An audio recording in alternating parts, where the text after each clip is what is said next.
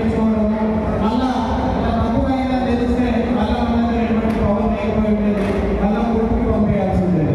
So ఈ విధంగా మనకి రకరకాల ఇబ్బందులు వస్తున్నాయి. దాంట్లోనే మా దగ్గర వందల అప్లికేషన్స్, వేల అప్లికేషన్స్ పెండింగ్ ఉండి మీరందరూ కూడా కలెక్టర్ ఆఫీస్ చట్టం అనేది మీకు అందరికీ తెలుసు.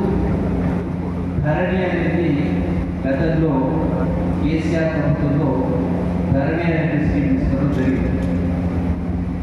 ఈ ధరణి తెచ్చిన సందర్భంలో ధరణి స్కీమ్ రాకముందు గ్రామాలలో